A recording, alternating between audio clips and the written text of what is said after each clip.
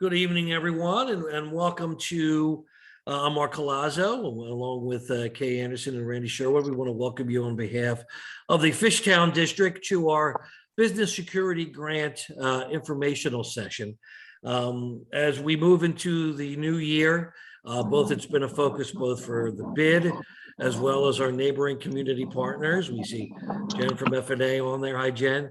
Is how we can bring tools, plans, programs to increase our feelings of physical and emotional safety, and what we can do to ensure that our corridor is not just safe, better patrolled, have better response time, and certainly hopefully better enforcement of crime and serve as a deterrent.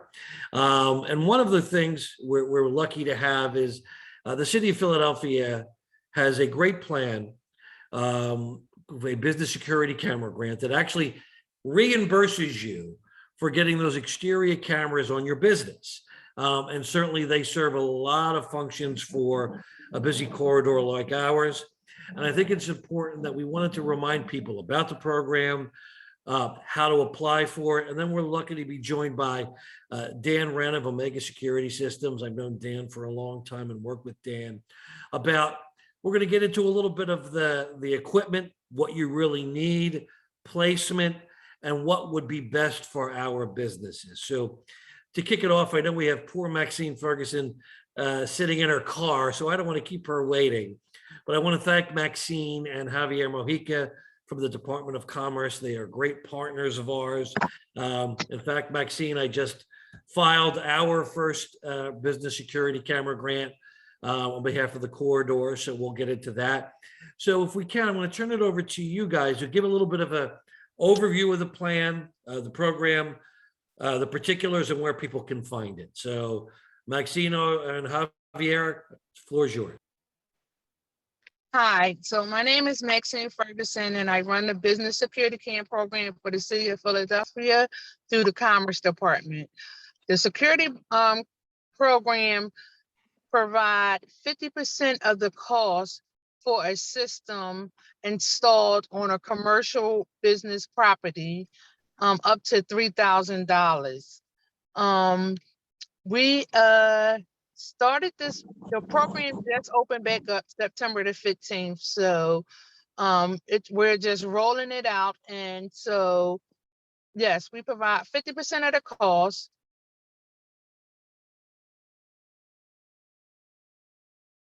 If you have a system, and typically a 4-camera system is normally going $4,500 and $5,000 installed, and we will pay up to half.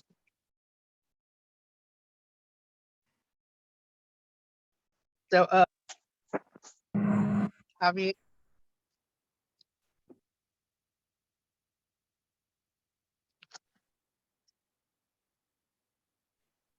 Javier, you want to jump in on Mark, say you're mute, anything? bye. But do you want to like repeat the last part? Because I think it was not clear, or it was not. Thank you, Javier. Yes. I'm not sure. So the camera program, we provide 50% of the cost up to $3,000. It's citywide, and it's for businesses, for exterior cameras. We provide the cameras, the wiring, the installation costs. We just don't provide funding for interior cameras. And if you can, Maxine or Javier, I know Maxine, it's stuff in the car. Tell a little bit about the process. Obviously, there's an application process. We want to make sure people know to not do the work first. Correct. You know. So what happens is you will fill out an online application. Once I receive the application, I process it to make sure I have everything that I need. That's the before photos, the actual location of where the new cameras are going to be. We now only ask for one estimate, where in the past we needed 2 estimates, but now there's 1 estimate needed. Once I get all your paperwork, you cannot start any work until you get the award letter. So if you start the work before the award letter, we can't reimburse you. Got it. Randy or Kay, if you could pull the link up so people can see. And also, I just want to add the reimbursement. It's when there is a actually business already operating. So if it is an empty property, we cannot reimburse you until that property or that business it's operating and running. Right. So you can get the award letter. You can do the work, but we just can't reimburse you until there's a business in there. So we're pulling it up now, and if You should be able to see it. I see the page, I'm looking for the link of where the application is. Bottom line right there. Just so because, and Right there. we do appreciate, by the way, Javier and Maxine, that it's now, we could do it all online as opposed to the old days of the paper. Right. Many of the security camera providers, most know of this program, so either we as a bid will certainly help you complete and submit the application, and also make sure at the end of it, when you're done the work and you're ready for reimbursement, what you're going to need to do. And one of the things before we show the application here, and again, Javier or Maxine could talk about the importance and why you have to register for the SafeCam program in order to get reimbursed. So you have to register your cameras with the SafeCam through the police department. And what that is it just lets the police department know that you have a camera system. They cannot log in or view your footage or whatever. If something happens at your business and we need to see the footage, the police will have to come and ask your permission to view your footage. So the SafeCam just let the police department know where there are cameras in the city. And obviously the goal, and we're lucky we have Sergeant John Massey on. We'll let him say a few words because I know he's Mr. Congeniality and loves to talk to us. But he's also a great partner. I kid him. But this is, remember, the goal is to help law enforcement with crime detection and crime solving. And the quicker that they're able to do that, and to be able to, and remember, the SafeCam only shows it where it's registered. It doesn't give them access. You'll be doing that. One of the things we want to stress, and I know Maxine and Javier would say it, is you're going to send pictures before and after of what it looks like when before you install it and after you do that. So Rand, if you can in the chat, can you put the link so everybody has it of where to file? Normally, it's usually a pretty quick process, assuming your paperwork is correct. Remember, this is for tenants or owners. So if you are a tenant, make sure you have your owner sign an authorization giving you approval to do that, because Maxine and Javier will need to see that authorization in order to proceed. Am I missing anything, guys? We're lucky that this is not one of the more complicated procedures. I think we pretty much went over the application and all of it.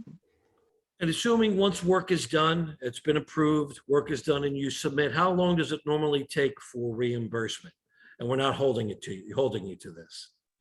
So if everything is completed, it's normally around 2 weeks. So you can always say, we found there's a few programs that the city gives you a check quickly.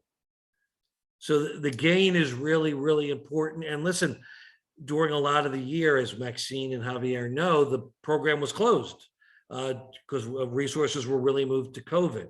So we were so thrilled that as we moved to the end of 2021, that this opened up. And as we're seeing now, and we're going to have Sergeant Massey talk a little bit, the whole city is affected now of how we're going to protect our neighborhoods. And most importantly, I know for us, we're entrusted to help preserve our business corridor. And it's important that we work together with our residents to find a way to do that. our business owners invest a lot of time, talent, and treasure to make Fishtown their home. We want to do everything we can to protect their business, their merchandise, their employees, and their customers. Sergeant Massey, if you don't mind, can you tell why it's so important for our business owners to really take part in this program?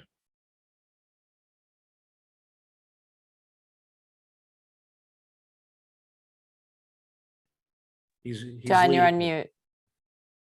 Johnny, there? I guess I'll do it. So as we move forward now, in fact, Rand, can you pull up from our website the registration form we're doing?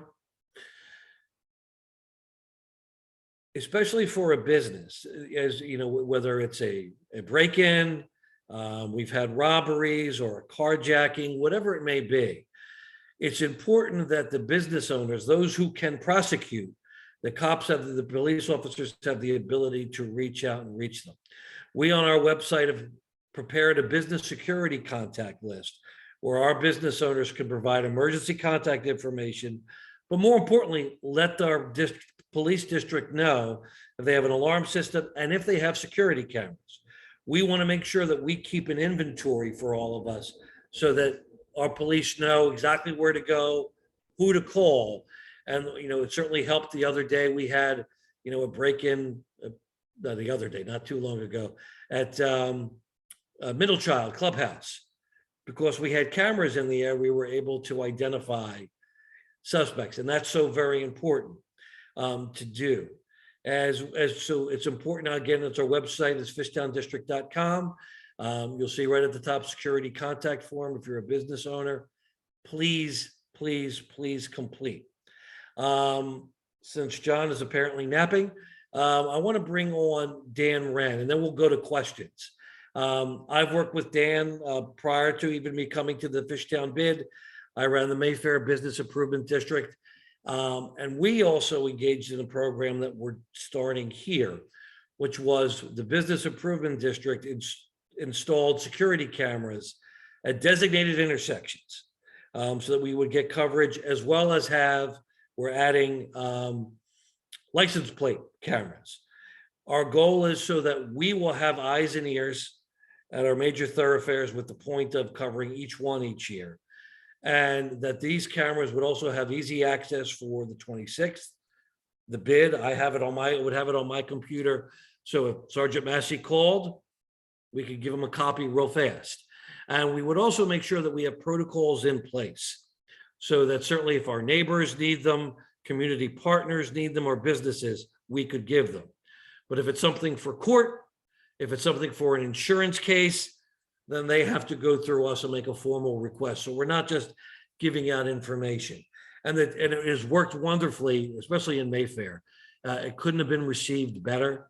In fact, I remember the day we went live, I was sitting in my house giving my son a gourmet dinner of Lucky Charms. That's what he wanted.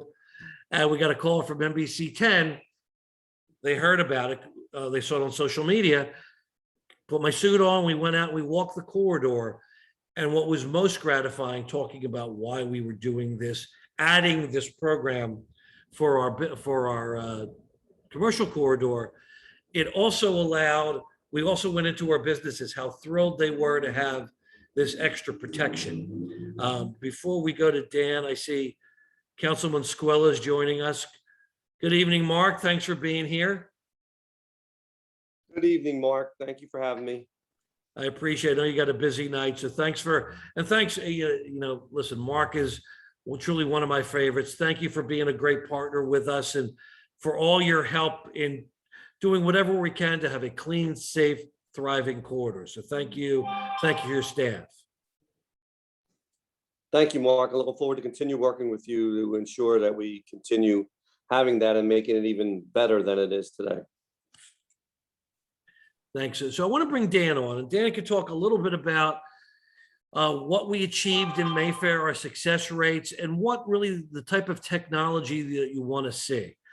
Just so you know that we filed for our first set of intersections, meaning the Fishtown district, for Front and Girard, Frankfurt and Girard, and Frankfurt and Thompson and Chacamaxon. We urge everyone to know that these won't be the only places. Each year, we're going to add. We're going to go to Frankfurt and Lehigh, on Front and Girard. So don't be concerned if you're not in the first round, but we wanted to make sure we got this started for Look this year. So Dan, I'm going to turn it over to you and maybe talk a little bit about your background and about your work in commercial corridors and what we were able to do in Mayfair.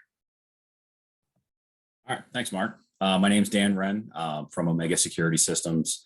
I've been in the industry for 16 years. We do everything from, security cameras up, fire alarm, burglar alarm, things like that. But this in particular, when Mark and I got together in Mayfair, I guess it was about 4 years ago. It was basically something that hadn't been done before. We're basically installing cameras throughout a neighborhood and somehow tying them all together into one system that could be accessed either from the police or from Mark's computer or from our offices if they needed extra help. And I remember that first day. We also, when we turned them on at Frankfurt and Princeton, we called a hit and run in the first hour of the program being on. The police called Mark and I, and we gave them a license plate, and they caught the guys pretty quick. So I know that Maxine and Javier did talk about the application. One of the most important things on the application is that you look at the requirements of the actual technology. You can't just go out to Best Buy and get a box of cameras and put them up. There are specific requirements about how clear the cameras need to be, what type of night vision they have to have, how you're going to wire, since they are going to be outdoor cameras. You just can't staple wires up onto a building. All of it has to be protected to a certain height. So there are very specific requirements, which make it fair for everybody, and it protects the consumer from buying an inadequate system that in turn is just not going to give you the results that you want. So I'm definitely not here to sell anything. You're welcome to use anybody you want, but definitely don't waste your time until I would definitely print out those requirements for the equipment themselves, because it'll save you a lot of time from getting the application sent back to you. But yeah, the process is actually really easy. There's two different things going on here. If you're an individual business, it's very easy to come out, look at the business. We tell you exactly what you need. We show you the requirements, and we provide a proposal. And we help you with the application. In terms of the bid, that's a little bit different because it's not considered one business. It's considered I can't remember the term that they use, but more of a community business. And basically, yeah, we so far we've picked 3 intersections. We're using very high quality cameras, and we're also using the license plate cameras. That was one of the things that we didn't do in Mayfair that we probably, looking back, that was one of the things that we took from that project and did it more on this project. Cause that was one of the biggest things is always, did you get a license plate? Did you get a license plate? And normal security cameras don't pick up license plates at night. You have to have license plate recognition cameras. So that's going to be really big for Fishtown because that normally provides that concrete evidence that police are looking for, not just a make and model of a vehicle. When you give them a license plate, that kind of seals the deal for them. It makes their lives a lot easier. So at those 3 intersections, getting license plates going in each direction, I think it's going to be really big for the bid. So. Thank you, Dan. It's funny. I remember when we did go live, that first hit and run, the family that actually got hit came into the office the next day and literally lunged across my desk to hug me. And you remember those because as Mark Skula, Councilman Skula will attest, we don't get always a lot of hugs. So we remember those moments. And listen, we were able, we had a very good success string there of, now the crime is different there, of some murders and bank robbery. I think we were able to get, within 24 hours. And if you could talk a little bit, Dan, about the type of cameras that you're talking about, not necessarily the name, but how far they reach, the resolution, and why that's so important. So yeah, in the requirements of the program, the minimum requirement, I believe, and Javier, you might be able to, or Maxine might be able to back me up. I think it's actually only 1 megapixel. I think it's 720p, which is actually, it's pretty, it's low for the minimum. We're doing just about the best you can get, which would be 8 megapixel or 4K. The reason that is important is because when you do playback, that is the difference from a 1 megapixel to an 8 megapixel camera, is how far you can zoom before the picture starts to pixelate. So if you're recording at 8 megapixel, you can zoom 8 times as far as what the city minimum is. And that's what we're doing in Fishtown.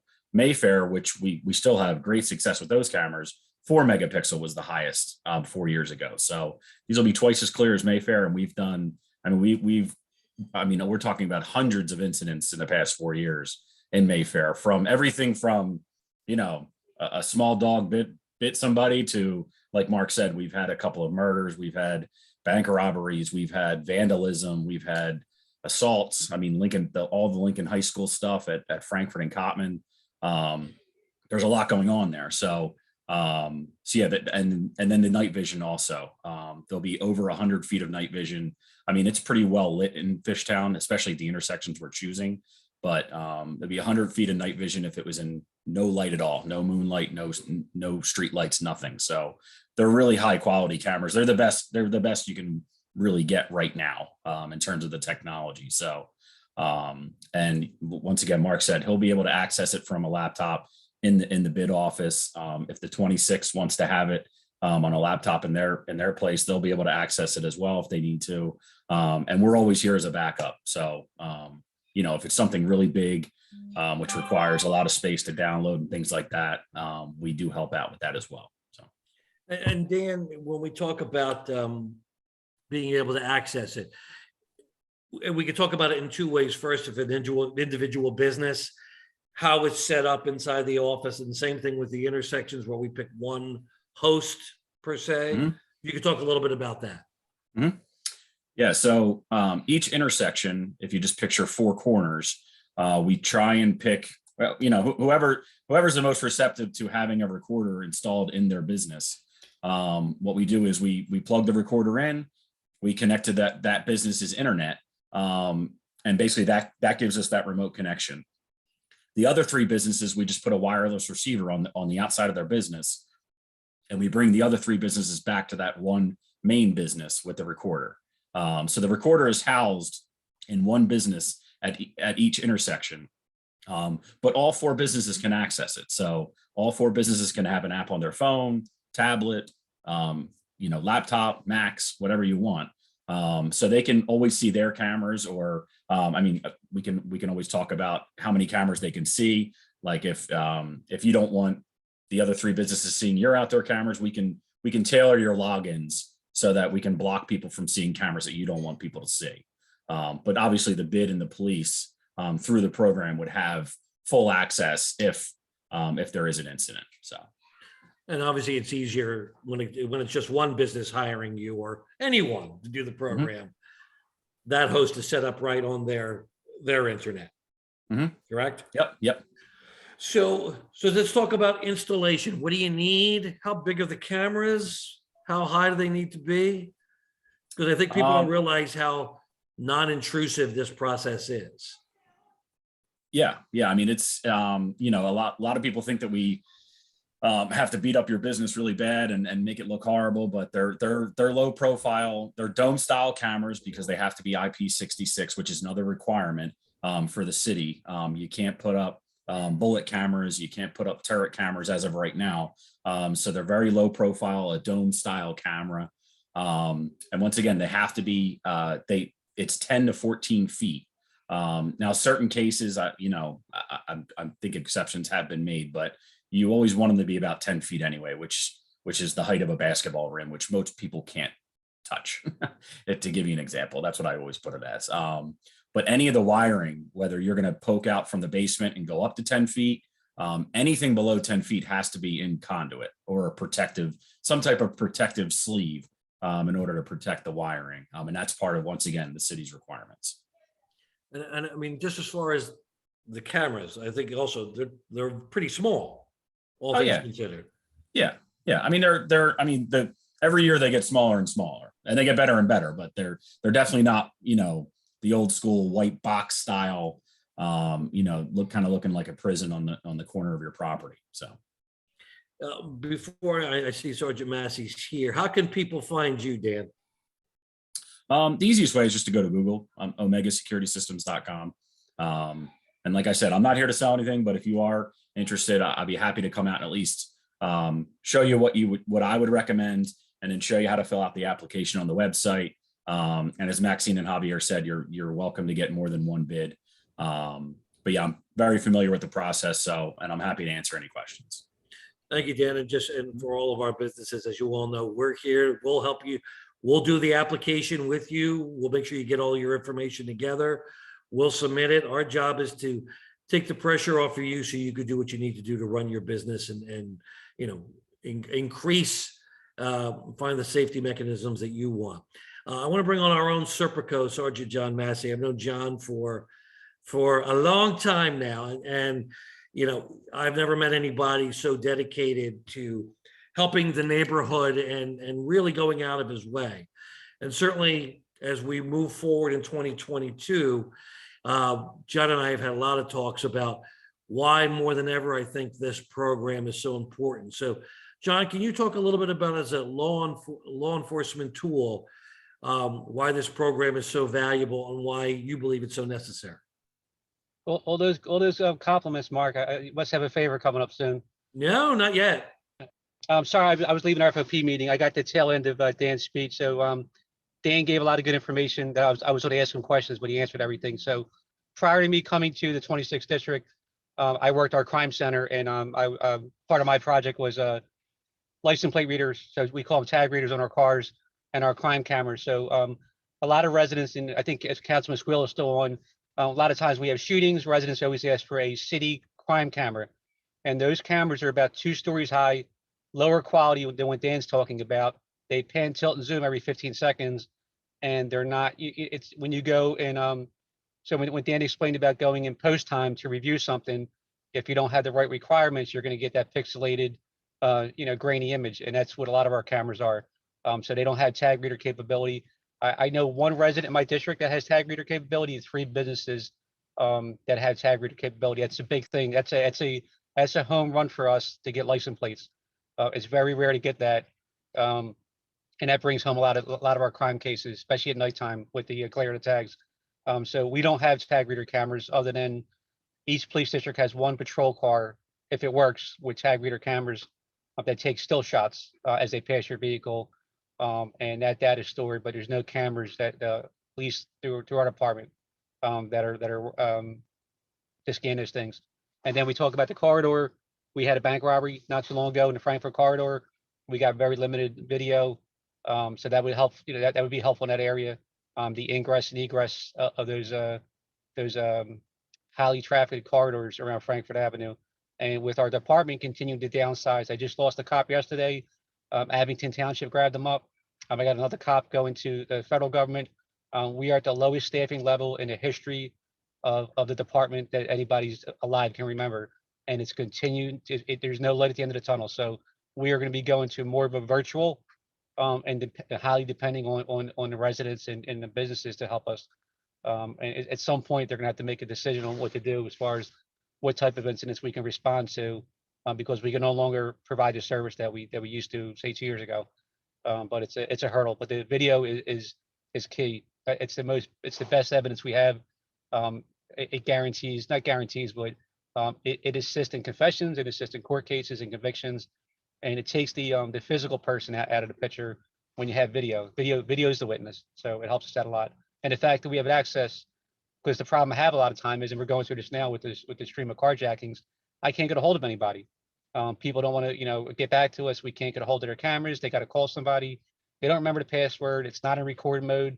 The camera faces the wall. They haven't tested it, so we see that a lot. So it's frustrating. Or it doesn't retain more than 3 days. So Dan, what's your retention going to be? Or what's the proposed retention for video?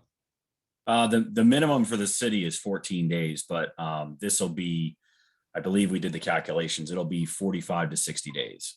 So that's more. So our city cameras are 29 point something days. So that's more than what we have on half. So that's awesome. We asked for a minimum of 5 just to give us enough time to catch it, but 45 days is more than any business in the area. And what that means, in case you don't know, is if something happened today, you would have 60 or 45 to 60 days to get it off of the machine. And once you get it off the machine and you download it, it's, you know, you have it forever. So then what happens is after 60 days from today, it would re-record over itself. So just to kind of clarify.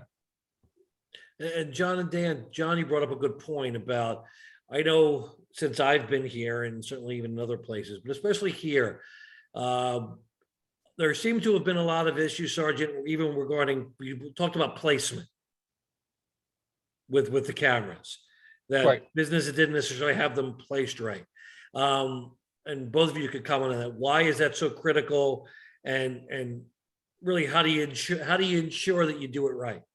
So most businesses will place cameras for internal surveillance of theft by employees or civil liabilities, slip and falls, vandalism my building. So when you get a camera that faces, you know, 2 feet of the sidewalk against the building, on a criminal aspect, that's of no use to me. Most criminals will not mask up, you know, minus COVID, what's going on with COVID right now. Most criminals will have a view of their face and body, you know, feet away as they approach the target, they approach the door, they're going to hoodie up and mask up. But if your camera only faces, you know, the door, like say most of my Ring cameras for package thefts, we get the worst video possible. It's the top of the guy's head. I see the brim of a cap. The angles are horrible. I don't see the angle, like, you know, like I don't know, 45-degree angle facing away from the building going down to the sidewalk as the figure walks in and walks away. And it's not only the face that we need, especially now with everybody wearing a mask. I need to look at their whole body, their clothing, the way they walk. We just had a homicide of a cop's kid yesterday. That suspect has a very distinct limp. But if you just had a still shot, you wouldn't see that. But if you have video of him walking, a cop might remember that. And that's very distinct and everything. And, you know, and as part of our investigation, I make my guys, hey, go in and walk for me. Let me see how you walk. You match the limp, and on top of the sneakers and the emblem on your jacket and you know, and other things. So that's why we need to get like a clearer video. I always call it like when you look at a battlefield, you know, for a military exercise or something, they talk about fields of fire. You're on mute, John. As far as the enemy or something. Same thing with cameras. I want to have overlapping camera fields so that there's really no blind spot that we have now and everything. So you don't have to worry about catching the perfect shot of a suspect because you have camera angles capturing everything. And before we get to the last question, I want to open it up because I know Jen Gal's got a epic meeting coming up. We want to urge everybody, the safety tips do not stop tonight in Fishtown. Fishtown Neighbors Association is having a safety meeting with the new captain, officers of the 26th, I believe the DA's office. Yep.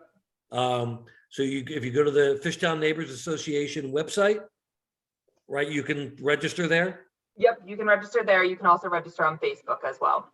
So we urge you to do that. One of the things that we did in Mayfair and we'll be doing here at all the intersections where we install, we're actually going to print up signs that say, is this area, this intersection, this business is protected by surveillance cameras provided by the Fishtown district. They were so popular that we ended up putting them all every storefront, even if there weren't cameras, because there is a deterrent. Even if that person has to think twice about, I'm not going to do here what I was thinking about. So we're going to be able to do that. So that's going to be our first wave of cameras had a blue strobe light. Some of them still might have it, but they don't maintain them. And then we did the original camera, the original very first cameras were John Street cameras. They were VHS tapes. You had to have a cherry picker go up and download. They retained for 3 days. And then we started doing the newer cameras, which Girard Avenue is the first wave of the new cameras. So they're probably 12 years or not, you know, more older. And we never did a life expectancy of our camera system. So typically to get a grant to buy stuff, not to maintain it. So that's always been a problem with the city too. So don't think that since there's a camera there, that it actually works or records or does so in any fashion of quality either. Yeah, and that's what we're proud to do this, because besides that we're paying for this and the installation, we're going to be doing the maintenance. We're going to be making sure that they hold up and they are good and they are working. I mean, because there'll be times where even Dan would call me and say, such and such business is out. We need to get in to go in and fix it. So so that's the good part about having an integrated modern system. No, I forgot, of course, I forgot my last question, so, which always happens.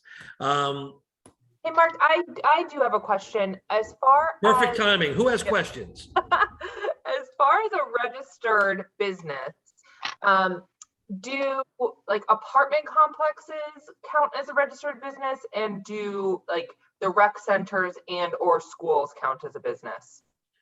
And I'll defer to Javier and Maxine, but I don't believe the latter are, Okay. as qualifies. And I don't think apartment buildings do qualify for this program. Am I correct? Correct. Apartment buildings, rec centers, churches, none of them qualify for the program. Okay.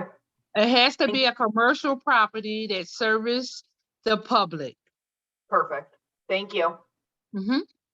Good I question. think the loophole, and Maxine, correct me if I'm wrong, if a apartment building has, at least a loophole we used to use, has a commercial entity or in the bottom or something, would that be a Yeah. loophole? Yeah. Yes. Schools are, so most rec centers have, as part of rebuild, they're not networked to the police department, so we have to get special permission to access them. This is, idiotic, but that's how we do things. They should have newer versions of cameras. Most schools do have a camera. Penn Treaty does not have exterior cameras, so, but then again, it's one of those things where they installed cameras like 15 years ago, and video surveillance is not one of those things you can just buy a camera once and not upgrade, because the technology changes, like almost monthly with certain things. So those old like box cameras, they're pretty much outdated. But most city buildings do have video. We just can't access them at most times. So just the fact that we'll have access to this 24/7 is helpful. And then Mark, we could show you a maintenance schedule that we do as far as just a visual checklist, how we do our cameras. And if you want to do yours, and I'm sure Dan's probably got some kind of we used to call it a bug notifier. If the camera goes down, you might get a message sent to him. Yeah. We did that too, but like on a scope of 500 cameras. So it was never ending, but it's just little things like that to kind of help you right away. Any other questions that anyone may have? I know that I see Janae is on. I want to thank Janae of the Saint. She'll be her businesses will be one of the hosts at Front and Girard for the system. So thank you for that. And listen, we're very lucky that our property owners were very eager to give us, consent to installing these cameras on the facades, because they understood what it meant and how much it could help for a cohesive safety plan. I see Bullet Bob Everett is on. Bob, I'm not repeating the entire 45 minutes, so you're going to have to watch the video. But does anyone have any questions before we let our dream team go? And I want to thank everybody for that. And we'll make sure this is in our newsletter with the link and the application, so everybody knows how to file. Hey, Mark, I just have let a them question. just- Do we? Oh, I'm sorry. Go. Good, Janae. I was just wondering if we had maybe I missed it. If we had an ideal date when we would be getting cameras installed. So we filed the application, and I know Maxine will be having a chance to review it, and then we'll be waiting to hear. Once we get the go, then we'll begin. So I don't know exactly, but we're in the queue, as they say. John, you were going to say something, John Massey? So if I know in the beginning you were mentioning about locations and wait till it gets to your area, but some of our best quality video is video of the suspect blocks away from the crime. You look at SEPTA. SEPTA has a very elaborate network of train car video.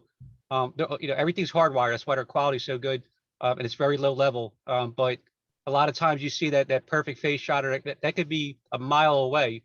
They follow the suspect. They know his path to travel, and they wait for that great picture. Same thing with you guys. Front and Girard, it could happen in Front and Cecil B. Moore. If I know the car is traveling southbound, I wait to see when it comes to your camera view. I get a better shot. Maybe the guy's walking or something.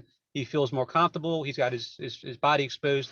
We get better shots that way too. So don't always think that the crime has to occur where the camera is in order for us to have some solvability.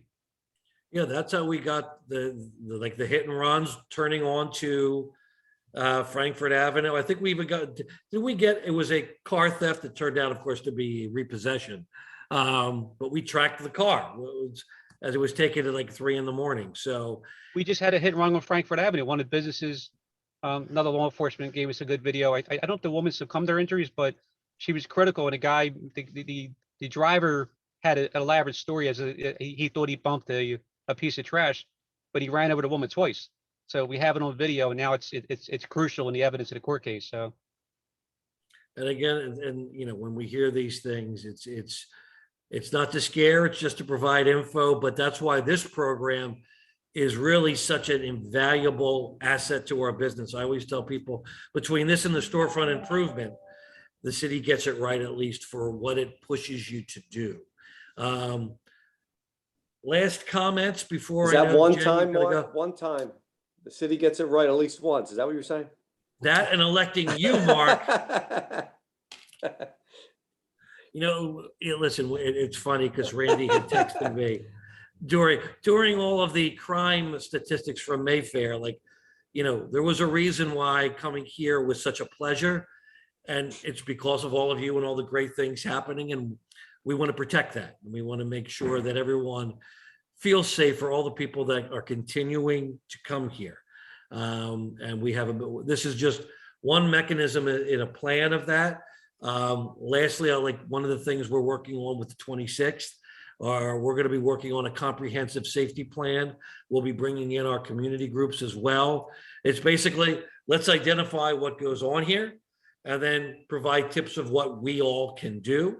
And also, as it gets warmer, I know Officer Cinnamon Smith and I will be actually doing a little tour, checking on everybody's cameras, making sure they're positioned right, and then they can also make a log and know where everything is. So we're really going to spend a lot of time in 2022 really locking these things down. So Councilman Squilla, you want to bring us home on this one?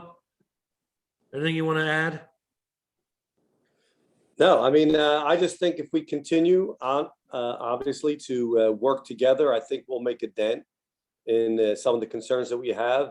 You know, some of our resources are down in certain areas, but it doesn't mean that we could use that as an excuse. I mean, I think we work together, and I think whatever we could use to help law enforcement will be a benefit to not only the businesses, but to the police department. And, you know, we have to help with morale in the police department. I think we need to boost them a little bit. I think this will actually help. And the more that we get resolved, the better it is for everybody. And it makes people feel good about themselves. It makes people feel good about the community, and it makes the police feel good about the job that they're doing. So, you know, I think we're on the right track here. I think, you know, there are challenging times, but I think with all the effort and all the good people that we have, we'll get through it and we'll become better and stronger for it. So thank you for your efforts, and thank you, John, for your willingness to continue to participate and help. And you know, we'll find a way to make it better, and it will be safer. So just thank you for coming, always thinking about how we can help as an organization, as a bid, as a neighborhood, as a community. And you know, we'll see a difference just by all of us going in the same direction. Thank you, Councilman. That's well said. And you know, stay tuned as we're going to do a lot more engagement about things that BID will be doing during the course of the year and beyond to help, both with help law enforcement and help our businesses, and help the people that are around it. I mean, and that's the key, is how can we best serve? And we'll continue to do that. So I want to thank again Maxine Ferguson and Javier Mojica from the Department of Commerce, not just for tonight, but all they do for us to help with the bid. You guys are invaluable. Again, we put in the chat where you can find the link to the application. Dan Wren of Omega Security Systems. Dan, how much time left before the wife and kids get home? 12 minutes. Thanks, Mark. Enjoy it. Please reach out to Dan. Dan is the best. You know, at least get your business looked at and see what's there. And we can't wait to unveil ours. And of course, Sergeant Massey, thanks always for all of your help and all that you do for us.